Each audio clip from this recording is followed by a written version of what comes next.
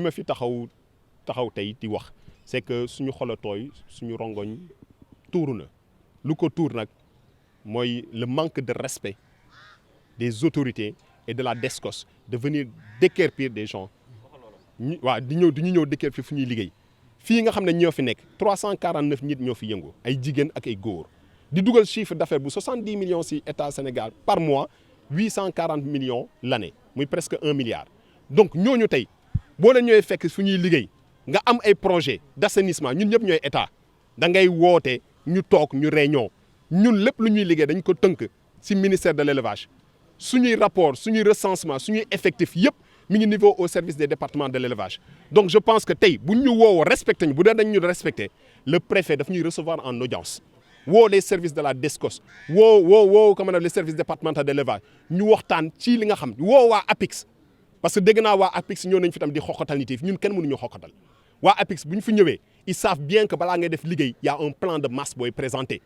et je pense que c'est un devoir pour que waa APIX ñu toog ak ñun ñëpp ñu waxtaan bu dee nag dafa am ay dampaay yi nga xam ne état bi da ko prévoir pour jox ko ñi nga xam ne ñi ngi yëngu ci élevage porcin ak ñi nga xam ne dañ leen di jéem a jàppale tegaat leen si beneen site nañu toog waxtaan nañu lii dampaay la ñu prévoir pour yéen site de localisation bii la ñu trouvé fii boo leen fi demee mun ngeen développer seen port te nag nañ ko teg si kayit parce que dëkk bi booy liggéey nag na nga teg lépp si kayit na nga teg lépp si yoon lii yëpp ñuy wax nii yëpp ñun présenté nañu lépp lu ñu soxla à l'état du Sénégal présenté nañ leen document yëpp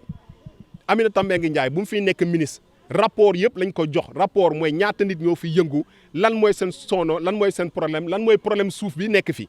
parce que suuf bi nekk fi bu ñu laajtee mairie bi dafa ne carrément le maire man je le prends à témoin maire bi dafa ne depuis bu mu fi nekkee fii la màggee depuis bu mu fi nekkee ba tey musul gis nit bu fi ñëw présenté ko kayit ne ko suuf bi moo fi moom te service domanial mi musuñu ñëw ba gis kayit Aminata Mbengue Ndiaye jël benn disposition nañu bu dee suuf bi état Sénégal moo ko moom dinañ ko jël jox ko ñii di yëngu mbaam et puis jéem a moderniser seen activité bu dee nag commune bi moo ko moom ñun dañuy waxtaan ak commune bi jox leen mais bu dee benn nit naka ko moom ñu dañuy dem gis nit boobu état bi jënd suuf bi si nit ki jox leen ko ñu moderniser seen activité donc je pense que état bu jëlee engagement yooyu ba ne da koy def war na toog encore ak ñun nañu finalement lii laa bëgg def. maa ngi koy wax nee naa leen 349 acteurs ñoo fi nekk ay jigéen ak ay góor di dugal 70 millions par mois chiffre d'affaires di équivalent 840 millions de nos francs CFA presque 1 milliard te loolu buntu Pikine kese moo def filière dafa ngadd gis nga mairie bi ngeen di toog mairie bi tey war ñu ginnaaw daw moment yi nga xam ne dañ ko soxla chaque fin du mois dafay jël si chaque acteur bu fi nekk 2000 francs de taxe communale pendant plus de 20 ans mu ngi koy jël te fii mooy daralu mbaam xuux mooy maanaam fora mbaam xuux nu fora nag amee fii mooy fora mbaam xuux donc mbaam yi fi nekk bu leen dara nax région Fatick lay jógee région Thiès région Kaolack région Diourbel maanaam ay jigéen ak ay góor ay pères de famille di dundal seeni famille jël mbaam yooyu jaay ko ñu fi nekk ñii jël ko fii di ko def embouche porcine di ko dundal 1 mois 2 mois jaayaat ko les restaurants les personnes les familles ñëpp même les Chinois viennent ici pour acheter. DSCOS liggéeyam lay def mais nag ñun kenn duñu tiital kenn duñu fitnal kenn duñu xoqatal duñu ay tapet boo ko tegee si yoon ñëw fii wax ak ñun si teg ak teggin nañu respecté lépp si teg ak teggin boo lu ñu jéem a xoqatal duñu daw ginnaaw duñu reculer fii la ñu ñëw toog di leen xaar nag fii suñu patrimoine la mooy maanaam suñu gagne-pain la c'est-à-dire que ñun du ñun nee naa la ñun on n'est pas des acteurs de violence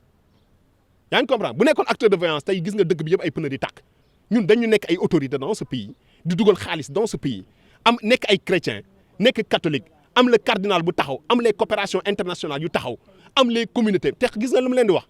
suñu mbokk yi nekk si laadum suñu mbokk yi nekk si nag ñu mbokk yi nag les maisons des éleveurs ñun ñëpp ils sont derrière nous donc problème bi c'est pas un problème seulement du port c'est un problème de la famille de l'élevage te boo leen laalee port bi da nga mel ni da nga laal religion da nga laal njoolaa njaago séeréer nee naa la bu ministère de l'élevage bëggee def projet de modernisation fii Aminata Mbengue Ndiaye décaissé 45 millions pour ñu lancer benn projet de porcherie moderne déggoo ma ne la sëñ bi ma wax la nga dégg rapport bi dama leen ne man rapport laay liggéeyee 2017 ñun ñoo fi jóg ak service élevage ak service régional de l'élevage service départemental de l'élevage ak les acteurs du port au bureau national ak bureau régional ak bureau départemental ñu dem def visite des sites ñun ñoo njëkk a proposé Tivaouane Peulh mais quand on est pas à Trois Peulh litige foncier moo fa nekk beneen espace bu fa nekk ay filao la te je pense que le ministère de l'environnement ne va jamais accepter ñu dagg ay filao pour teg fa yarkatu mbaam yi te jafe-jafe suuf bu métti dafa am ñun lu ñuy wax noonu sax ñun bind nañu le maire jël nañu audience le maire de Tivaouane Peulh en 2017 on a été reçu par le premier adjoint du maire demandé ko mu jox ñu suuf mu ne ñu dina partager l'information sëñ bi état Sénégal moo xam fu baax état Sénégal laay waxal monsieur le président de la République état Sénégal moo xam suuf bu baax suuf bu bon suuf bu am litige foncier man yarkatu mbaam yi laa fi représenté éleveur de porc yi laa fi représenté acteur de développement yi laa fi représenté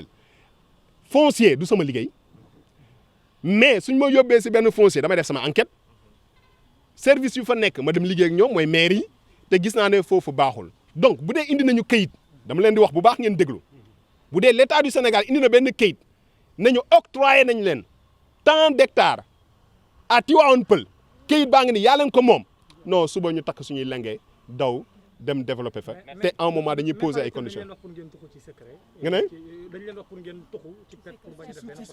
waaw loolu lañ ñuy wax da xam nga nag ni ñuy wax rek xam nga gars yi man dama ko mus a wax c'est que nit bu toogee ne la waaw da ngay xaar ba guddi lam say bagage toxu maanaam da nga am looy nëbb te ñun dañu leer ñun dañuy nekk ay développement je pense que autorité sax du doxee noonu autorité bu buggee lu leer. mooy li ñu liggéey nii ndax man bi may nekk fii sama yaay moo fa nekkoon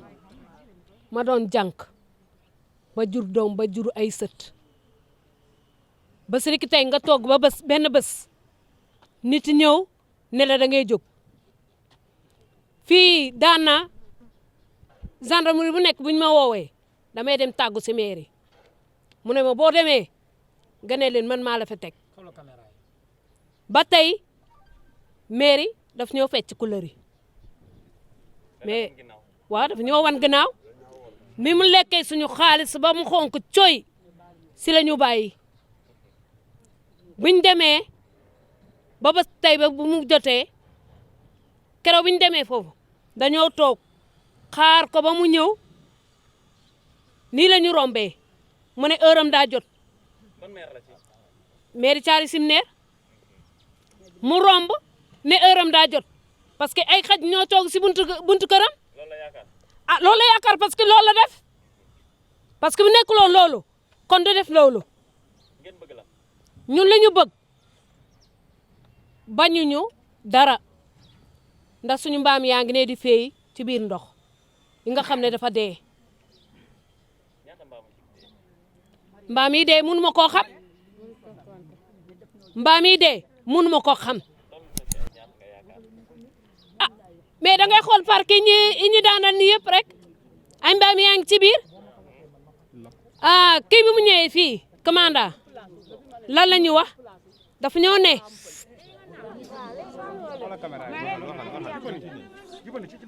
bi mu ñëwee dafa ñoo ne dafa ñoo amal place Tivaouane Peulh même jour boobu mu ne si ëllëg sa monteeru jël suñu pour ñu ànd a dem bi keroog biñ ma woosee ma ñëw ma ne leen bu kenn yëkkati benn xeer nii la ñu taxaw dañuy sànni grenade gisuñu kenn ku daw doon nañ grenade mu ngi nii doon nañ grenade mais gisuñu kenn ku daw ñun ñëpp dañoo taxaw ma ne leen xeer bu gën a tuuti bu ko kenn yëkkati man li may woote nii président Macky Sall laa bëgg mu yëggu ko te mu dégg ko parce que moo taxawoon Fatick ne mbaam gàtt na te si njur li la bokk. président bu ñu wuyul man dañoo bëgg mu wuyuñu parce que toogaayam élection bi waa parc mbaam si la ñu bokk ñu ñoo ko sànni suñu xob ñu ñoo ko may doole parce que ni nga xam ne daf ñoo gëstu a tax ñu may ko doole mu toog kon nag bi mu toogee daf ñoo war a gëstu man sama kàddu gu mujj mooy Macky Sall nañu seetal foo xam ne fa la ñuy nekk te ñun bëgg nañu fii bañ Tivaouane Peulh baaxul amuñu tali mun ñoo xool feneen moom mooy xool feneen te fii lañ bëgg